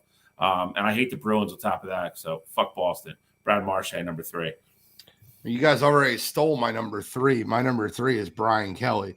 There was nothing that pissed me off more than watching this man abandon a team that had a shot at a college football playoff spot in the middle of a season and all of a sudden grow a Southern accent overnight talking to LSU. I can't stand frauds, and Brian Kelly is one of the biggest ones. I actually actively rooted against Notre Dame the entire time he was there, and I actively root for them now with Marcus Freeman. It's the truth. I don't like Notre Dame. I have no love for that team. I just hated Brian Kelly that much. Brian Kelly's a scumbag. He did it to 2 universities where he just left them high and dry for the next big thing. I can't wait till LSU leaves him high and dry like they did to Ed O. My number 2 is going to piss some people off, guys. Oh, this is the one that's going to piss people. You bumped them up from 4 to 2 because it makes sense. Okay, I thought it was going to. Okay, I thought Brian Kelly was the guy. Okay, I'm locked in. My number 2 is I'll use Matt Eberflus as the captain of it right now because we're talking about guys that are active right now. But my number 2 is underqualified white NFL head coaches. I'm sorry. Let's call it like it is. There's guys like Brian Flores, Jim Caldwell, all these coaches without jobs. I Anthony Lynn, what he did, but you have Brandon Staley, Matt Eberflus, and to add on to my number 2, which is kind of cheating, but that's okay, I'll add on the liquored up owners, Stephen Ross, John Elway, when John Elway was general manager and not interviewing, just blowing through and being drunk during Brian Flores' interview. I root against underqualified white head coaches that get jobs over Eric Bieniemy, over all these qualified African-American coaches. It pisses me off to the absolute core. That's my number 2. I wonder what my number 1 is. I'll get there. Number 2 for me, I'm going for a guy Gene already talked about, James Harden. Couldn't stand him when we got him. Didn't buy into the Kool-Aid. Didn't buy into the hype because I know what he is. Zebras don't change their stripes. I knew it was only a matter of time before he pulled his crap here, and then he did. Forced his way out. He's now on the Clippers. They haven't won a goddamn game since he got there and he started playing. Dude's a cancer. No way around it. He's a cancer. He's an organization ruiner. Just scumbag. Like Gene said, he always tries to make himself the martyr when he's really, the offender. Never takes responsibility for his actions, what he says, anything. He's one of those guys that Mike Singletary always talked about. Can't win with him. Don't want to win with him. Can't do it. Won't do it. James Harden's that guy. Clippers aren't going to win with him either. I got bad news for you. So James Harden, number 2 for me. Number 2 for me, I'm sticking with the coaches. You guys know I love my players, so I'm sticking with the coaches. I'm going to Dabo Swinney. Dabo Swinney is a guy who I love to hate. He's always out there running his mouth about how, players shouldn't get paid and how if he said, before, if players start to get played, that's going to be the day that I quit. And we're here now and players are getting paid. And somehow he forgot how to coach. It's real interesting before when Clemson was getting in all those 5-star kids and, they were going off and winning national championships and winning Orange Bowls and Sugar Bowls and all that stuff. But now you got the transfer portal being a thing. You got players getting NIL deals from other big-time programs.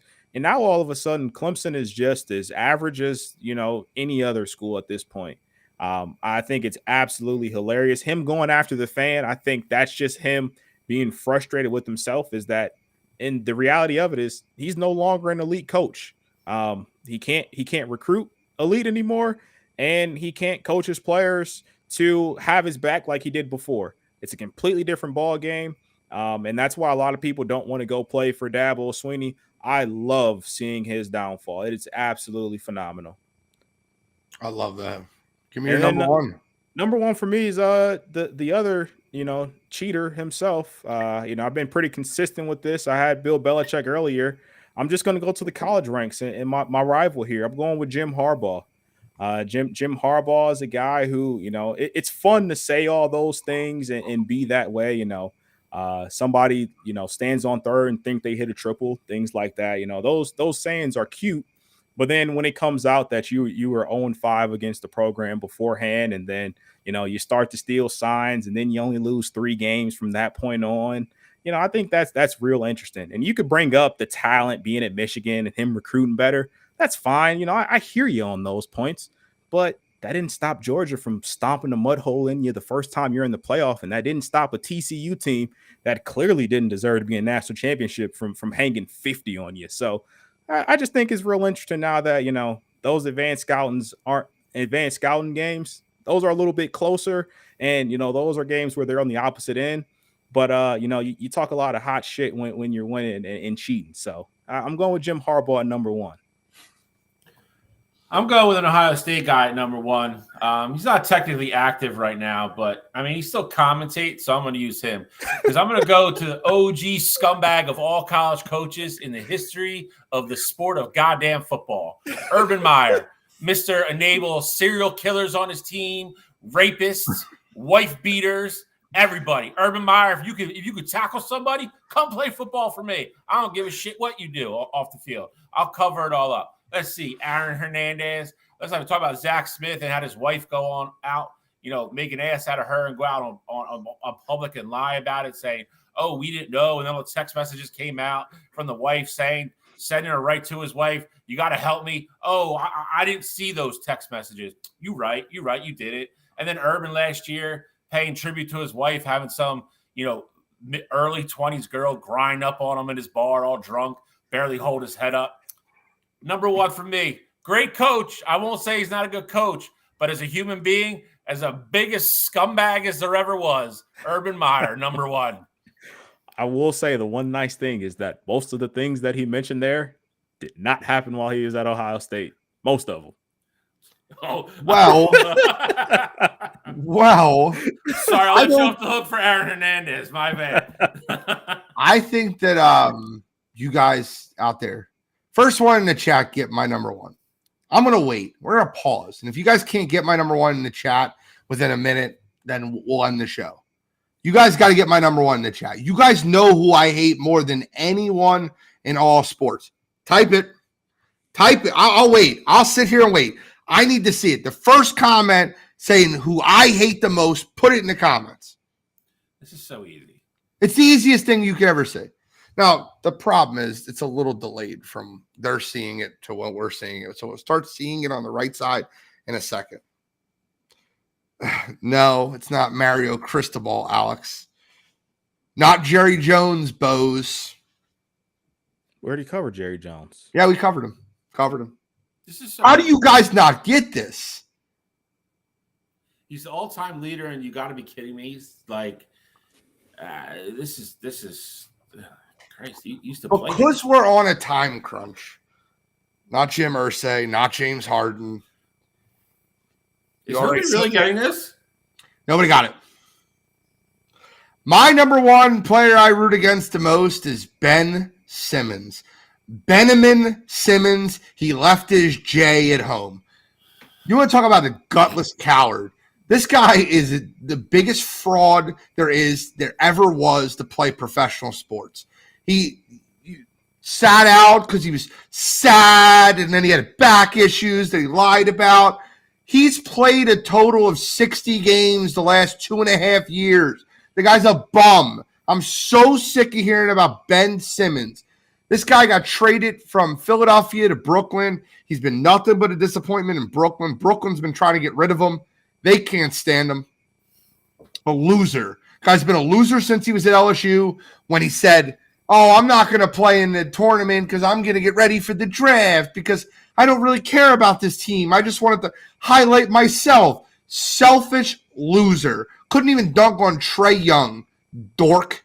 That's my number one. Ben Simmons. And to add a little fun one, you know who I actively root against? I actively root against this dork Jason Ashworth that plays softball. So that dork can get it too. All right, I'm done. Let's get into You Gotta Be Kidding Me. Cottrell, start us off. So I got a little video here. I know we're up against it. I'll let it play, and I'll let you guys see why it's my You Gotta Be Kidding Me. I want to thank the Lord. I want to thank Coach Harbaugh. Fucking love you, man. Love the shit out of you, man. This is for you. For this university, the president, our AD, we got the best players, best university, best alumni in the country. Love you guys. These fucking guys right here. These guys right here, man. These guys did it. These guys did it, man. Talk to him, man. Love you. Every week, they give me another reason to use them every single week. Regular season game, it's not like Jim is sick in the hospital recovering from something. He's not coaching because he got caught cheating. Come on. I need you guys to get a grip. Penn State's good win, but come on. Come on, you gotta be kidding me. Oh man, I'm ready for I'm ready for Ohio State, Michigan. Ryan Day's still crying about Lou Holt somewhere, so I mean it's fine. I'm going. It's funny. It's funny. I just totally realized this too. I didn't do this on purpose, but mine is also an ex-Ohio State coach, guy they got rid of because he couldn't cut it. So they brought Ryan Day in. But I'm gonna go with Luke Fickell, Wisconsin. Played Northwestern this weekend. Got inside their 35 5 times on fourth down. Didn't elect to kick a field goal one time. Went for it all 5 times. Didn't make it all 5 times. Lost by 10 points. Pretty goddamn brutal. Maybe that's something Urban Meyer taught him. I'm not sure. I don't know how that goes. But you can't go 0 for 5 on fourth downs inside your own your opponent's 35-yard line and lose your kids a football game like that. Can't do it. It's bad coaching. All humor aside with him, being an ex-Ohio State guy. Hasn't had a good year in Wisconsin, first year in Wisconsin. I don't know if the moment's too big for him. Kind of happened when he was at Ohio State too. Maybe he's not a Big Ten, maybe he's not a major program type guy. But this week for me, Luke Fickell, terrible strategy. Come on, you gotta be kidding me. My you got to be kidding me is the NCAA for denying James Madison a football postseason waiver. Come on. You want to see the best teams play in the postseason, and you're denying this team a waiver and not allowing them to play in any type of postseason action for NCAA. It's kind of bullcrap. But because they just moved up from Division 1 AA or whatever, Division 2, whatever you guys want to call it. James Madden deserves to be in a bowl contention in postseason play, and it's wrong that they're not. So for that reason, the NCAA. Come on, you gotta be kidding me. Thank you guys for tuning in to Wire2Wire Sports Podcast, episode 162. That's College Cottrell. That's Scholastic Shally.